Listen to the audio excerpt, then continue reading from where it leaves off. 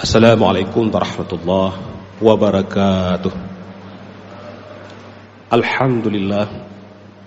Alhamdulillahilladzi ja'ala hadza syahra sayyidash syuhur wa anzala fihil Qur'an hudan linnas wa bainatin minal huda wal furqan.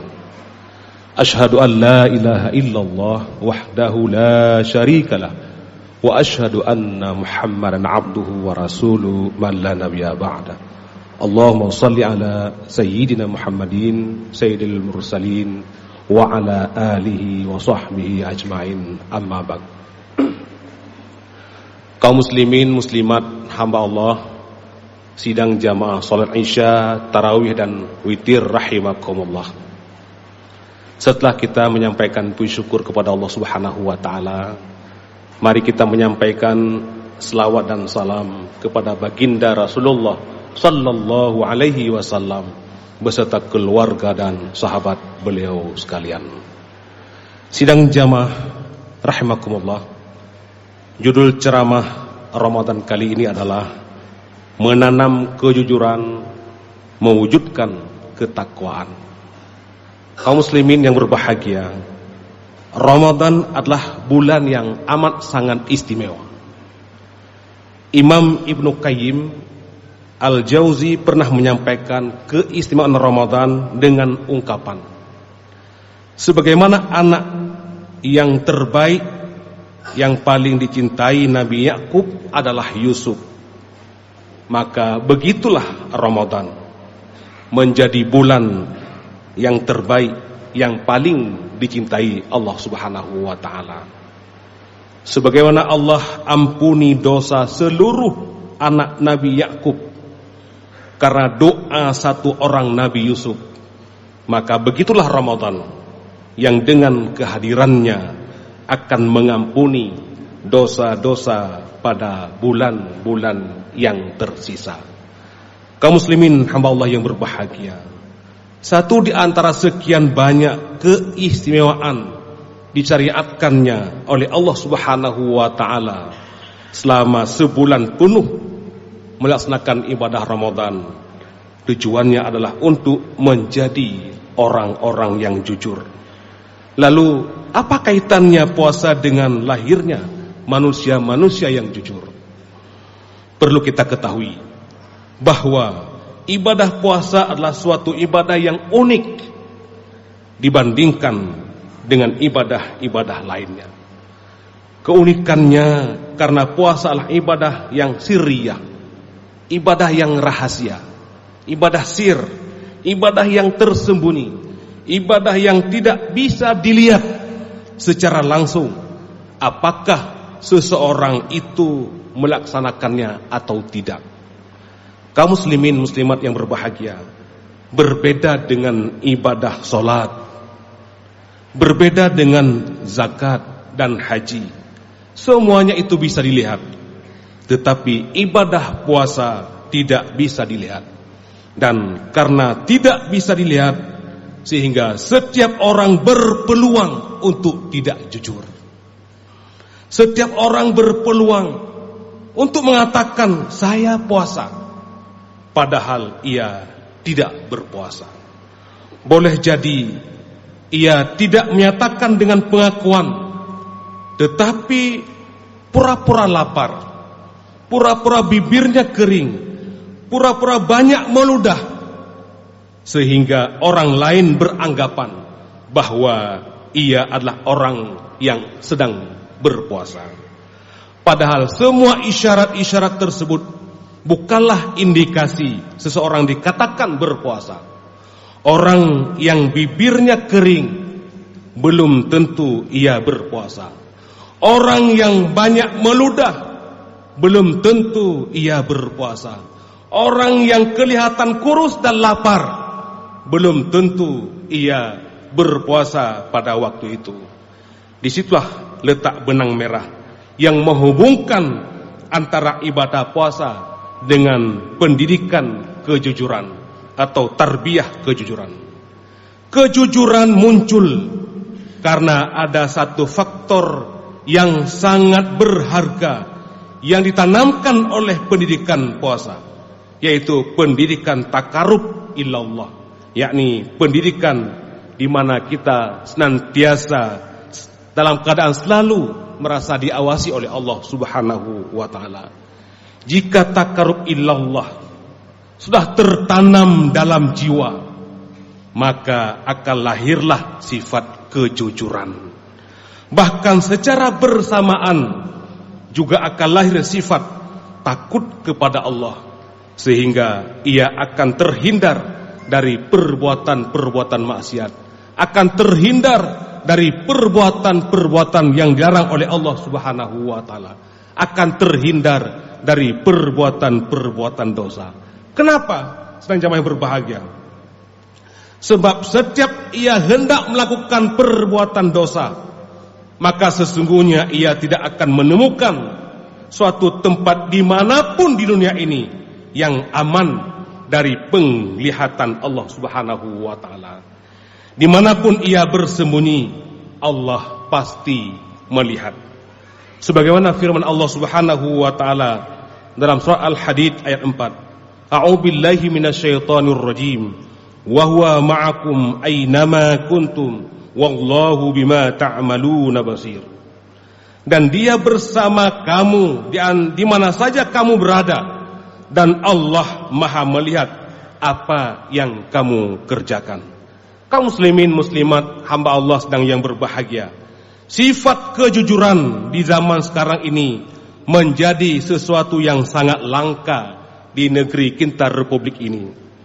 Inilah jawaban terhadap pertanyaan, mengapa angka pelaku korupsi dan berbagai penyelewengan semakin meningkat, padahal negara kita sudah punya lembaga independen yang namanya KPK, Komisi Pemberantasan Korupsi. Lebih hebat lagi, lembaga ini bisa merekam percakapan-percakapan, sehingga seorang koruptor tidak bisa mengelak ketika sudah berada di majelis persidangan. Percakapan via telepon ataupun handphone bisa diputar kembali dengan suara pelaku korupsi. Singkatnya kaum muslimin yang berbahagia, lembaga yang berfungsi mengontrol tindak pidana korupsi sudah tidak ada, atau kaum muslimin yang berbahagia sudah tidak mampu mengurangi pelaku-pelaku korupsi. Padahal lembaga itu luar biasa kerjanya, namun korupsi semakin meningkat. Kenapa kaum muslimin yang berbahagia? Karena rasa takarub, merasa senantiasa diawasi oleh Allah Subhanahu wa ta'ala, ini semakin rendah, tidak dimiliki oleh umat manusia hari ini. Kaum muslimin yang berbahagia, kalau KPK saja tidak mereka takuti, kalau kepada makhluk saja mereka tidak takut, lalu bagaimana lagi dengan Allah yang mungkin mereka anggap tidak melihatnya secara langsung. Mereka tidak yakin bahwa ada yang merekam segala kejahatan, padahal Allah Maha melihat. Allah Maha merekam seluruh percakapan hambanya. Semua perbuatan kita di hari kiamat tentu akan diputar kembali ibarat film. Pada hari ketika seluruh hal-hal yang tersembunyi dari kita akan diperlihatkan kembali oleh Allah Subhanahu wa ta'ala. Tidak satu pun yang tersembunyi. Sesuatu yang kita catat, sesuatu yang kita tanda tangani, semuanya akan terungkap. Allah berfirman, yauma tublas sarair, pada hari dinampakkan segala rahasia oleh Allah Subhanahu wa ta'ala. Betapa pentingnya sifat kejujuran ini, sampai-sampai Allah menyebutkan berulang kali dalam Al-Quran. Salah satunya dalam surah At-Taubah ayat 119, tak kala Allah mengawal perintah takwa dengan perintah untuk bersama dengan orang-orang yang jujur. A'udzubillahi minasyaitonir rajim. Ya ayyuhalladzina amanu taqullaha wa kunu ma'as shadiqin. Wahai orang-orang yang beriman, bertakwalah kepada Allah dan jadilah orang-orang yang jujur. Hendaklah kalian bersama-sama dengan orang-orang yang jujur. Kaum muslimin muslimat hamba Allah yang berbahagia, dan Nabi kita Muhammad sallallahu alaihi wasallam banyak sekali menyebutkan hadis-hadis perintah dan seruan untuk menjadi orang yang jujur. Di antaranya hadis yang disampaikan oleh sahabat mulia Ibnu Mas'ud yang artinya, hendaklah kalian jujur karena kejujuran akan menghantarkan kepada kebaikan, dan kebaikan akan menghantarkan kamu ke dalam surga. Hadis riwayat Bukhari Muslim. Kita harus membudayakan sifat jujur, yaitu sesuainya apa yang terdapat dalam hati nurani dengan ucapan dan perbuatan. Sebab terkadang apa yang ada dalam hati nurani kita berbeda dengan yang kita ucapkan, dan berbeda pula dengan yang kita lakukan. Itu namanya al-kizib atau pendusta. Kaum muslimin muslimat hamba Allah yang berbahagia, bulan Ramadan adalah bulan tempat kita saling bermuhasabah, bulan tempat kita saling mengingatkan saudara kita, terutama saudara-saudara mukmin, bahwa Allah mensyariatkan puasa ini bukan hanya simbol tidak makan, bukan hanya simbol tidak minum, bukan hanya simbol tidak bercampur suami dengan istri, tetapi sesungguhnya di balik pensyariatan ibadah puasa ada hikmah-hikmah yang terkandung di dalamnya. Termasuk di dalamnya ialah melatih dan mendidik kita menjadi orang-orang yang jujur, yang pada gilirannya akan menjadikan ya hamba yang bertakwa. Bagi sebagian umat Islam hari ini, kata takwa sering sekali terdengar hambar. Biasa aja, takwa, di mana-mana dengar takwa, di masjid setiap Jumat didengar takwa, sehingga kata-kata itu menjadi hambar tanpa ada kesan apa-apa di hatinya. Ini tercermin dari perilaku sebagian umat Islam yang hari ini, dari level pejabat hingga rakyat biasa yang masih jauh dari standar takwa. Praktek korupsi, kolusi, nepotisme masih sering kita dengar. Begitu pula dengan kejahatan, apakah itu pencurian, penipuan, dan kejahatan lainnya masih marak kita baca di berbagai media. Ini sangat berbeda dengan para sahabat Nabi Muhammad sallallahu alaihi wasallam, para salafus salih, para ahli ilmu, di mana kata takwa mampu menggetarkan hati dan mengubah hidup mereka menjadi lebih baik. Sehingga para sahabat Nabi pun mendefinisikan takwa dengan bermacam ungkapan sebagai bahagian ekspresi jiwa dan ilmu mereka. Sahabat mulia Abu Hurairah radhiyallahu an pernah ditanya, "Wahai Abu Hurairah, apakah yang maksud dengan takwa itu?" Lalu Abu Hurairah tidak langsung menjawab pertanyaan itu, tetapi malah beliau balik bertanya, "Pernahkah engkau melewati suatu jalan dan engkau melihat jalan itu penuh dengan duri? Bagaimana tindakanmu untuk melewati itu?" Orang itu menjawab, "Aku akan sangat berhati-hati melangkahkan kakiku. Apabila aku melihat duri, maka aku menghindarinya dan berjalan di tempat yang tidak ada durinya. Atau aku akan langkahi duri-duri itu, atau aku mundur." Abu Hurairah cepat berkata, "Zakat tuka, itulah takwa." Begitulah sahabat mengekspresikan ilmunya dengan kalimat yang luar biasa. Lalu Ibnu Abil Mu'taz membuat sebuah syair untuk mengekspresikan makna takwa, yang artinya, bersihkanlah dosa yang kecil ataupun besar, itulah takwa. Dan berbuatlah seperti orang yang berjalan di atas tanah yang penuh dengan duri. Dia sangat berhati-hati terhadap apa yang dilihatnya. Jangan pernah meremehkan yang kecil, karena gunung besar itu sesungguhnya hanyalah tumpukan kerikil. Itulah hakikat hidup sebenarnya, merupakan langkah demi langkah menuju Allah Subhanahu wa ta'ala.